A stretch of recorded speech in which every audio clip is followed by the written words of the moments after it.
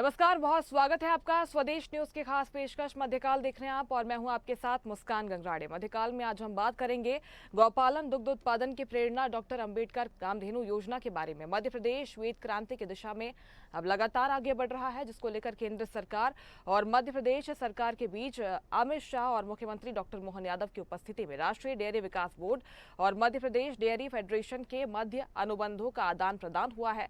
दरअसल कृषि और पशुपालन भारत के ग्रामीण इकोनॉमी के दो महत्वपूर्ण स्तंभ हैं।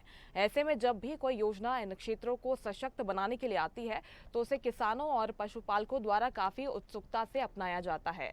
इसी कड़ी में राज्य सरकार ने मुख्यमंत्री पशुपालन विकास योजना का नाम बदलकर अब डॉक्टर भीमराव अंबेडकर कामधेनु योजना रख दिया है।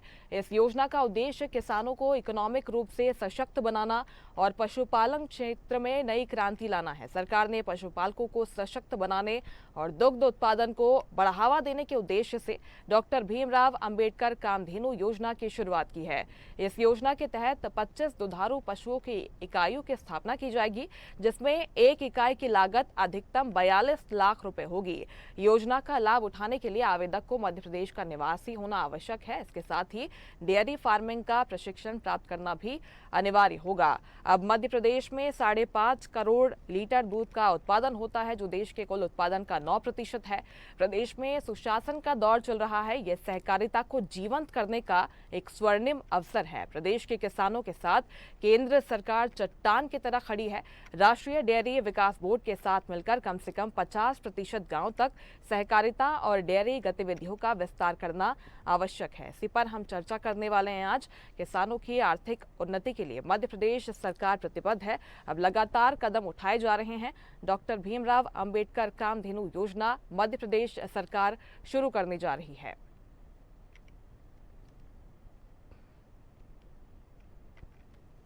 मध्य प्रदेश को दुग्ध उत्पादन में नंबर 1 राज्य बनाने का लक्ष्य लेकर चल रहे मुख्यमंत्री डॉक्टर मोहन यादव के नेतृत्व में कई नवाचार किए जा रहे हैं।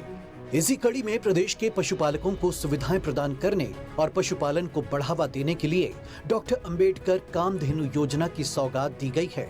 गौवंश के संरक्षण और संवर्धन के लिए संकल्पबद्ध मुख्यमंत्री डॉक्टर यादव की पहल पर इस योजना के अंतर्गत सब्सिडी के माध्यम से आर्थिक सहायता प्रदान की जाएगी। हमारी सरकार ने डॉक्टर भीमराव अंबेडकर को निमित्त बना करके उनकी जन्म जयंती के अवसर पर कामधेनु गौपालन योजना को लागू करने का काम किया। 25 से ज्यादा जो गौ माताएं के लेकर के एक यूनिट, उसमें 25% अनुदान और अधिकतम 200 गाय माता अगर आप पालेंगे तो लगभग 25% गाय माता एक तरह से आपको उस आपके प्रबंधन के लिए अनुदान के रूप में दी जाएगी। योजना का लाभ लेने के लिए 25 दुधारू पशुओं से इकाई की शुरुआत की जा सकेगी।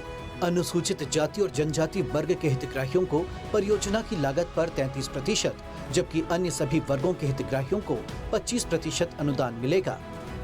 योजना के तहत 4 चरणों में अधिकतम 42 लाख तक का अनुदान मिल सकेगा। योजना का लाभ लेने के लिए हितग्राही के पास प्रत्येक इकाई के लिए न्यूनतम 3.5 एकड़ कृषि भूमि होना चाहिए। हितग्राहियों को ऑनलाइन पोर्टल के माध्यम से आवेदन देना होगा। आवेदन के बाद लाभार्थियों का चयन पहले आओ पहले पाओ के आधार पर किया जाएगा। गौ पालकों की समृद्धि, मध्य प्रदेश की प्रगति। नीचे के स्तर तक भी बहुउद्देशीय समितियों के माध्यम से जोड़ करके जो कल्पना की है, हमारे लिए तो ये और महत्व की बात है।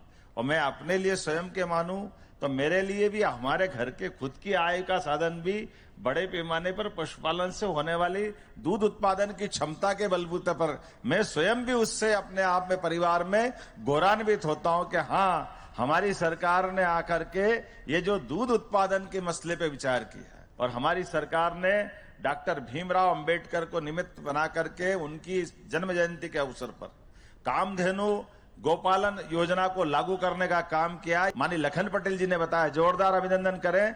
25 से ज्यादा जो गौ माताएं के लेकर के एक यूनिट, उसमें 25% अनुदान और अधिकतम 200 गाय माता अगर आप पालेंगे तो लगभग 25% गाय माता एक तरह से आपको उस आपके प्रबंधन के लिए अनुदान के रूप में दी जाएगी। और ये केवल जीवन में दूध उत्पादन के लिए हमारे प्रदेश में और अनुकूल माहौल है। हमारे यहाँ यद्यपि कृषि विकास दर बहुत अच्छी है, कृषि विकास दर के माध्यम से हमारी अपनी एक अलग पहचान देश में बनी है, लेकिन दूध उत्पादन में भी उतनी क्षमता, उतनी योग्यता, उतनी संभावना है। मैं मध्य प्रदेश सरकार को बधाई देना चाहता हूं कि पैक्स के कंप्यूटराइजेशन में पूरे भारत में पहला नंबर अपनी मध्य प्रदेश सरकार का, और पूरा कंप्यूटराइजेशन होकर डिस्ट्रिक्ट कोऑपरेटिव बैंक के साथ जुड़ा हुआ, नाबार्ड स्टेट कोऑपरेटिव बैंक के साथ जुड़ा हुआ, नाबार्ड के साथ भी हुआ, और ऑनलाइन ऑडिट कर सके ऐसी व्यवस्था उत्पन्न हो गई, जिसके कारण पारदर्शिता आई। और ये सारे पैक्स जो कंप्यूटराइज हुए वो सारे भारत की 13 भाषाओं में किसान की भाषा में काम कर रहे हैं।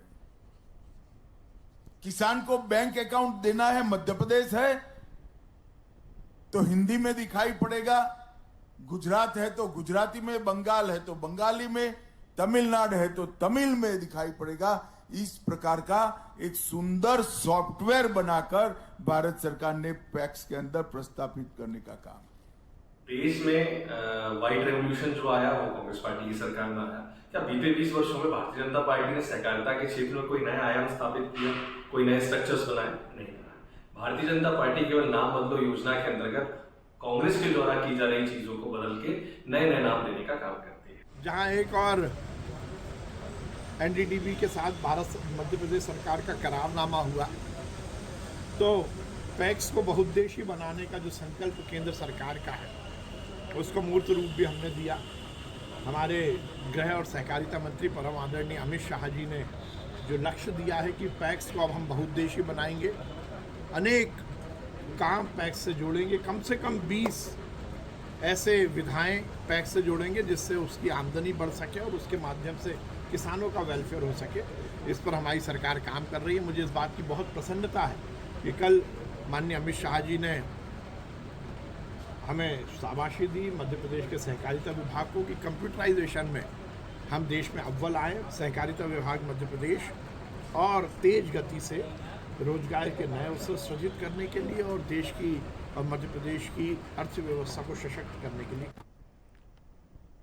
मध्य प्रदेश सरकार की यही कोशिश है कि सहकारिता से समृद्धि तक का रास्ता तय किया जाए। इसमें केंद्र सरकार की भी मदद ली जा रही है। कृषि पालकों के लिए, पशुपालकों के लिए, इसके साथ ही किसानों के लिए मध्य प्रदेश सरकार अब नई नई योजनाएं ला रही है, नई सौगातें दी जा रही है। इसी को लेकर आज बड़ी सौगात दी गई है और आगे किस तरह से लागू किया जाएगा, इसी को लेकर हम चर्चा करेंगे। क्या कुछ चुनौतियां इसमें आ सकती है, इसको लेकर भी हम बातचीत करेंगे। दो खास मेहमान हमारे साथ जुड़ गए हैं। सत्येंद्र जैन, बीजेपी प्रवक्ता, हमारे जुड़ गए हैं। सत्येंद्र जी, बहुत स्वागत है आपका स्वदेश न्यूज पर। इसके साथ ही कांग्रेस प्रवक्ता सीताशरण सूर्यवंशी हमारे साथ जुड़ गए हैं। सीताशरण जी, आपका भी बहुत स्वागत है स्वदेश न्यूज पर। सबसे पहले सत्येंद्र जी, आपका मैं रुख करती हूं। देखिए, भारत में कृषि और पशुपालन दो महत्वपूर्ण स्तंभ माने जाते हैं और पहले भी सरकारें कई तरह की योजनाएं इन्हें बढ़ावा देने के लिए चलाती रही हैं। अब राज्य सरकार ने योजना का नाम बदला है। सरकार ने मुख्यमंत्री पशुपालन विकास योजना का अब नाम बदल दिया है और एक नया स्वरूप इसे दिया जा रहा है।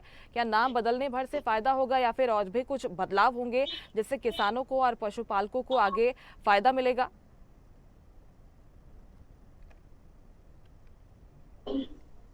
सर्वप्रथम तो आज हमारे संविधान निर्माता बाबा साहब अम्बेडकर, डॉक्टर भीमराव अम्बेडकर जी का 135वीं जन्म जयंती है, तो भारतीय जनता पार्टी की ओर से हम उनके श्रद्धासुमन अर्पित करते हैं। उनके चरणों में, उनके बताए रास्ते पर हम चलें। और जिस प्रकार से बाबा साहब अम्बेडकर जी जो एक महान जल वैज्ञानिक भी कहें, जल के विशेषज्ञ कह सकते हैं, सहकारिता के पुरोधा भी हो रहे हैं, पत्रकारिता को भी बहुत भलीभांति समझते थे, एक अच्छे सामाजिक सुधारक भी रहे हुए हैं, कानूनविद भी रहे हुए हैं, और जिस प्रकार से भारत के संविधान बनाया और प्रथम कानून मंत्री भी रहे, तो वो उनसे हमें प्रेरणा लेना चाहिए और उनके प्रेरणा से उनके जो सिद्धांत हैं उनको आगे बढ़ाते हुए हम एक सशक्त भारत, समृद्ध भारत, गौरवशाली, वैभवशाली, ऐश्वर्यशाली, समृद्धशाली, शक्तिशाली भारत की निर्माण में अपना योगदान दें। और आज भारत जिस प्रकार से बढ़ रहा है, निसंदेह भारत के जन जन उसको अंगीकार कर रहे हैं। और उसी दिशा में सहकारिता की पुरोधा भी मैं कहूँ डॉक्टर बाबा साहब अम्बेडकर को, तो हम वो रहे हैं। और जिस प्रकार से मध्य प्रदेश की सरकार किसानों के लिए, पशुपालकों के लिए प्रतिबद्ध है, उनके उन्नयन के लिए संकल्पित है, वो हमारी नीतियों में झलकता भी है। और उसी दिशा में ही हम देखिए कृषि को, और जो कृषि विकास है और पशुधन है, ये एनिमल हस्बेंड्री जो क्षेत्र है, ये सबको, डेयरी फार्मिंग जो है इसको हम बढ़ा रहे हैं, तो इससे हमारी जीडीपी बढ़ने वाली है। और अब फिर कांग्रेस को दर्द होगा कि मध्य प्रदेश की जीडीपी तो बढ़ गई, किसानों की आय तो बढ़ गई। तो हम किसानों की आय को दोगुना तो कर चुके हैं। 2014 में जो 64,000 रुपए प्रति वार्षिक आय होती थी किसानों की, आज उससे डबल हो चुकी है, और हम तो उसको 3 गुना और 4 गुना करना चाहेंगे, जो हम लक्ष्य लेके चल रहे हैं। तो हम चलते जाएंगे मुस्कान जी। और जिस प्रकार से देखिए, अगर 6,000 पैक्स हैं अभी मध्य प्रदेश में मिल्क कलेक्शन वाली 6,000 सोसाइटीज हैं, तो 9,000 हो जाएंगी। और जब 9,000 सोसाइटीज हो जाएंगी और वहां पर जब दुग्ध संघ में जाएगा, आज जो लगभग 10 लाख लीटर के करीब दूध प्रोसेस होता है, वो 20 लाख लीटर से ज्यादा का प्रोसेसिंग उसमें होगी प्रतिदिन। 30 लाख लीटर तक हम लेके जाएंगे। और जो कलेक्शन होता है वो 10 लाख लीटर का होता है, और 20 लाख तक हम बढ़ाना चाहते हैं। अभी भारत में जो दुग्ध उत्पादन होता है उसमें एमपी का जो प्रतिशत है 9% है, हम उसको 25% ले जाने का लक्ष्य लेके चल रहे हैं। और जिस प्रकार से जो प्रोसेसिंग हो रही है जो प्लांट्स हैं हमारे, जो डेयरी प्लांट्स, उसमें उसको 18 लाख लीटर, हम उसको 30 लाख लीटर तक लेके जा रहे हैं। तो ये सब संकल्पना इससे निसंदेह। और 5 रुपए लीटर का प्रति जो हम बोनस भी दे रहे हैं। और अब देखिए, सहकारिता में हमने काम किए हैं, और आप सोचिए सहकारिता का मंत्रालय भी केंद्र में पहली बार मोदी जी ने 75 वर्ष के बाद ही बना है। तो ये हमें सौभाग्य प्राप्त हुआ। कांग्रेस ने 56-57 साल राज किया, लेकिन कांग्रेस कुंभकर्ण से भी ज्यादा 6 महीने सोता था कुंभकर्ण, कांग्रेस 57 साल सोती रही। मैं उस पर नहीं जाऊंगा, लेकिन सहकारिता को हमने मंत्र माना है, और संगत ध्वजम संवत ध्वजम संभो मनासी जानताम के मूल मंत्र को लेकर के आगे बढ़े हैं। निसंदेह अन्नानाम पते नमः, क्षेत्राणाम पते नमः। अन्न के स्वामी जो है किसान, क्षेत्र के स्वामी जो किसान है, और पशुपालक जो है, जो गौवंश है, जो भगवान कृष्ण के वंशज हैं, उन सबके लिए इस योजना से लाभ होगा। और कांग्रेस के सहयोगी दल तो गौ माता में वो बदबू नजर आती है उनको, हमें तो उसमें सुगंधी नजर आती है। गौमय वसते लक्ष्मी, गावा सर्व सुख प्रदा, मतलब गाय की उसमें ही लक्ष्मी का निवास होता है। और हमने देखा 33 करोड़ देवी देवताओं का निवास गाय के शरीर में होता है। गौ माता को इसलिए पूज्य माना गया है, और उसी गौ माता को पूज्य करने के लिए डॉक्टर अंबेडकर कामधेनु योजना जो है, हमारे पशुपालकों को, गौपालकों के लिए संजीवनी रहेगी। और निसंदेह हम जो कृषि की विकास दर जो है, जो मध्य प्रदेश आजकल लगभग 24% से आगे बढ़ रहा है। बिल्कुल, यही कहा जा रहा है कि विकास के रास्ते पर आगे बढ़ा जा रहा है सहकारिता के माध्यम से। सीताशरण जी, आपसे सवाल है, देखिए कामधेनु योजना की शुरुआत करने जा रही है भारतीय जनता पार्टी, और कांग्रेस तमाम तरह के आरोप लगा रही है, लेकिन आरोप आप पर भी है कि 18 सालों में कांग्रेस पार्टी ने तो कुछ किया नहीं। अब जो बदलाव होने जा रहे हैं, क्रांति की बात यहाँ पर की जा रही है, उसमें भी कांग्रेस पार्टी को दिक्कत हो रही है। दिक्कत होगी। मैं आपको बताऊं कि सत्येंद्र जी ने तो ए से लेके जेड तक समस्त समस्याओं का समाधान गिना दिया है। आप देखिए, बीजेपी की जहां तक ये बात है कि आज मैं डॉक्टर अंबेडकर साहब के चरणों में नमन करते हुए और समस्त प्रदेश और प्रदेश की जनता को जन जयंती के अवसर पर साधुवाद देता हूं।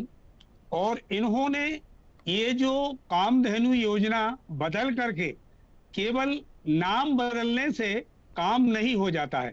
अब इनका प्रोपेगेंडा देखिए आप, बीजेपी सरकार का, कि 3.5 एकड़ तो जमीन चाहिए, उसको ट्रेनिंग चाहिए। क्या ट्रेनिंग का सेंटर इन्होंने या ट्रेनिंग के लिए व्यवस्थाएं कर दी है क्या? 25% और 33% जो सब्सिडी देने की बात है, इसका क्राइटेरिया इन्होंने फिक्स किया है क्या कि जनरल, ओबीसी, एससी और एसटी, इसका भी कोई क्राइटेरिया? और देखिए आप इनकी करनी और कथनी का अंतर देखिए कि पहले आओ और पहले पाओ। अरे जो राजनीतिक सर्वेक्षण वाले लोग हैं, सबसे पहले उनको व्यवस्थाएं मिलेंगी। अब आप देखिए मुस्कान जी कि 2.5 एकड़ और 3 एकड़ अर्जुन सिंह मुख्यमंत्रित्व काल में और दिग्विजय मुख्यमंत्रित्व काल में कि 2.5 एकड़ से 3 एकड़ तक उन गरीबों को जो जमीन और जमीनों के पट्टे दिए गए थे, तो इन्होंने 3.5 एकड़ का फिक्स किया है। अब उस गरीब और उस गरीब किसान जो बेकार और जो किसान गरीब है उस गांव को क्या इस मद और इस मद में पारदर्शिता कहीं दिख रही है? अपारदर्शिता दिख रही है कि आपने 3.5 एकड़ फिक्स कर दी है जमीन और ट्रेनिंग सेंटर का कोई यथावत किया नहीं है। अब कांग्रेस का इन्होंने जो पिछले गिनाया है कि कांग्रेस ने तो कुछ नहीं किया है। अरे राष्ट्रीय दुग्ध संघ योजनाएं, पशुपालन योजनाएं, इतनी और ग्रामीण तक दुग्ध संघ कि जहां वो स्व सहायता केंद्र के माध्यम से उन महिलाओं को, उस गरीब को, उस गांव के व्यक्ति को व्यवस्थाएं और रोजगार मिलता था। गांव-गांव, तहसील और ब्लॉक स्तर पर भी उन्होंने, और ब्लॉक स्तर पर, विकासखंड स्तर पर दुग्ध संघ खोले गए थे कांग्रेस काल के समय। अब इन्होंने जो मुख्यमंत्री पशुपालन योजना और लेकिन आप आपका जो कह रहे गौशाला हैं कि योजना, कांग्रेस पार्टी ने काम किया, उससे बदलाव हुआ, बदलाव वैसा दिखाई नहीं दिया। क्योंकि देखिए, आप अमूल की अगर हम बात कर ले, अमूल कहाँ से कहाँ तक पहुंच गया, सांची भी शुरू हुआ था। अगर वैसा काम हुआ होता तो सांची की ये स्थिति नहीं होती, और जो किसान है, पशुपालक है, वो ऐसे परेशान तो नहीं होते, उनकी आर्थिक स्थिति बहुत मजबूत होती अब तक तो। मुस्कान जी, इतना बड़ा इनका जो, इनके हाथी के दांत खाने के हैं और दिखाने के और हैं। किसी गरीब को, उस गरीब किसान को जिसके पास 3.5 एकड़ होगी तभी तो उसको ये योजना का लाभ मिलेगा। और आज बाबा साहब के नाम से ये केवल राजनीतिक रोटियां सेकना चाहते हैं, उस मतदाता को ठगना चाहते हैं, उस मतदाता से वोट तो ले लेते हैं, और इस मध्य प्रदेश की दशा और दिशा केवल ये दिशा नहीं दिखा रहे हैं, केवल दिशा उस किसान की और गरीब की केवल दशा को देखते हुए भी ये दिशा नहीं दिखा पा रहे हैं।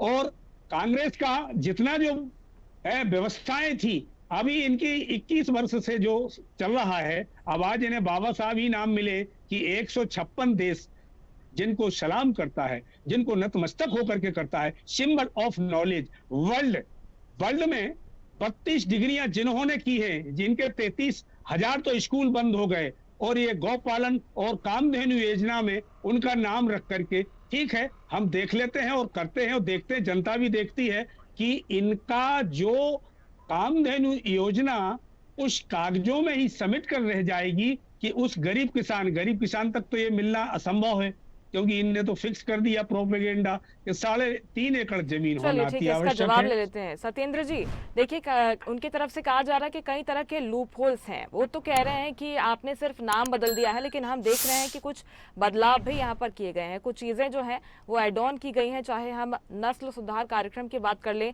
और ये भी हम देख पा रहे हैं कि महिलाओं की भागीदारी भी इसमें सुनिश्चित की जाएगी।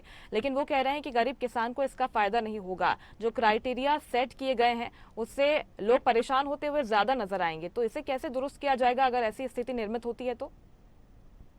देखिए, सबसे सर्वप्रथम तो इन सब पर हमारी सरकार ने विचार किया और हम दुरुस्ती करते आ रहे हैं। किसान को लाभ भी मिल रहा, पैक्स बनाए जा रहे हैं। अब ये कामधेनु योजना में आप पैक्स की बना करके भी अगर लाभ लेंगे, 4 किसान मिल करके भी अपनी भूमि के साथ एक इसमें जाते हैं तो भी उनको लाभ मिलेगा, उनकी संस्था को लाभ मिलेगा। और एक संस्था या एक हितग्राही जो है वो 8 इकाइयां भी स्थापित कर सकता है। तो हमने ये काम भी कर दिया कि भैया एक संस्था है, उसमें 4 लोग हैं, और वो अगर एक किसान दूसरी संस्था में भी मिल गया तो ऐसे जो स्टेक होल्डर्स हैं उनको, उन सबको भी लाभ मिलेगा। और 25% से 33% तक की तो सब्सिडी मिलेगी। 42 प्लांट लगाएंगे, एक गौशाला अगर खोलेंगे, डेयरी लगाएंगे तो उसमें 42 लाख रुपए तक की ऋण की सहायता भी मिलने वाली है। तो ये सब काम कर रहा है। लेकिन कांग्रेस हमारे किसान विरोधी भी है, कांग्रेस पशुपालक विरोधी भी है, इसलिए कांग्रेस को ये निजीकरण लगता है। अब सोचिए, एनडीडीबी के साथ में जो एसोसिएशन हुआ है, तो जीतू पटवारी कह रहे हैं कि निजीकरण हो रहा है। अब तो पहली बात तो निजीकरण को पता ही नहीं परिभाषा क्या है। अरे भैया, सरकार की बॉडी है एनडीडीबी, केंद्र सरकार की संस्था है। अगर केंद्र सरकार की संस्था राज्य सरकार की संस्था के साथ मिलकर काम करती है तो इसमें कहां से निजीकरण हो गया, विनिवेश कहां से हो गया? तो कांग्रेस को पहले तो निजीकरण की परिभाषा हमसे सीख ले। अगर हमसे ना सीखें जीतू पटवारी जी, तो आपने ही वित्त मंत्री रहे, अभी जो जीवित है वह मनमोहन सिंह जी तो शांत हो गए, वो भी वित्त मंत्री रहे, उन्होंने पहली बार विनिवेशकरण पहले वो लेके आए। पीवी नरसिम्हा राव प्रधानमंत्री रहे उस समय, वो लेके आए थे।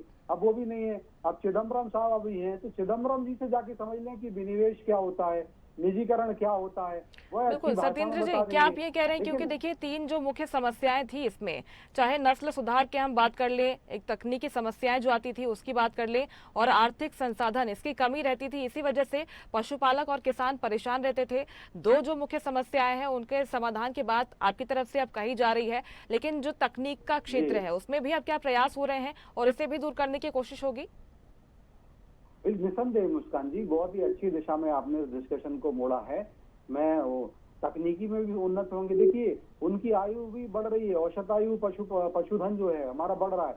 उनको मुंह पका खुरपका रोग होता था, और आज लगभग 80% से ज्यादा हमारे जो पशु जो हमारे गौवंश है उसको हम ये टीके लगा चुके हैं। इसी प्रकार से आपने कहा उन्नत नस्ल की गायें हों, उन्नत नस्ल के हमारे जो दुधारू पशु हों, या तो उसके लिए भी सीमेन प्रिजर्वेशन केंद्र है, अनुसंधान केंद्र है, और बहुत सारी जगह उसको और विकसित किया गया है। तो हमारी सरकार उस पर भी काम कर रही, केंद्र सरकार ने भी उस पर काम किया हुआ है। और जिस प्रकार से A2 मिल्क मिलता है, ऐसी गायें होती हैं।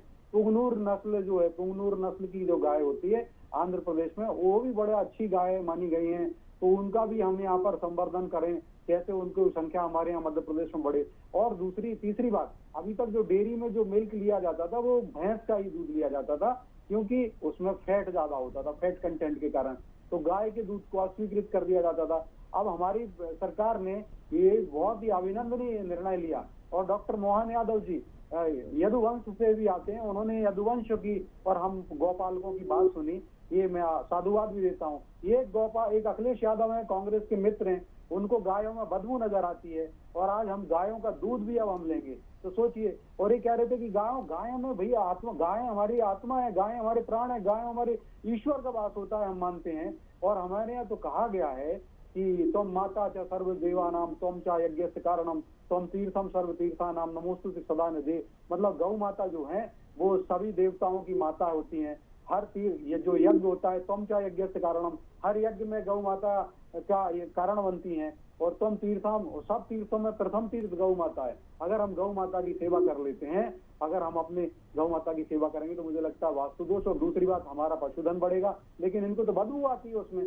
तो ये कांग्रेसी और कांग्रेसी के सहयोगियों को तो बदबू दिखेगी, तो इसीलिए पशुपालकों की विरोधी भी हैं। और बिल्कुल, और जब उसी गौपालक की बदहाल स्थिति हम देखते हैं तो बेहद दुख होता है। सत्येंद्र जी, मैं लौटूंगी आपके पास। सीताशरण जी, देखिए जवाब दीजिए, वो बदहाल स्थिति अभी लोगों के जहन में है, और जब प्रयास हो रहे हैं, न सिर्फ देखिए उनकी आर्थिक स्थिति ठीक होगी, बल्कि उनके जीवन स्तर में भी बदलाव आएगा। इस तरह की जब काम होंगे मध्य प्रदेश में, तो आपको नहीं लगता इसका स्वागत होना चाहिए? और इसमें क्या कुछ एड ऑन हो सकता है और क्या अच्छे प्रयास हो सकते हैं, इसको लेकर आपको जानकारी देनी चाहिए।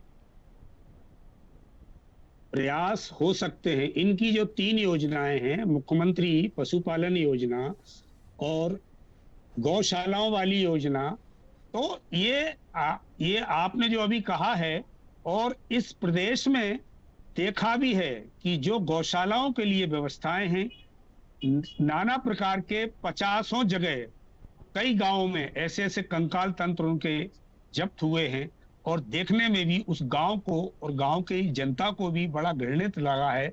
आप तो ये बताइए कि जो इन्होंने कामधेनु योजना को जो संचालित करने का जो प्रण लिया है, माननीय मुख्यमंत्री जी से मेरा निवेदन है कि हिंदुस्तान में 1 नंबर कपिला गाय होती है।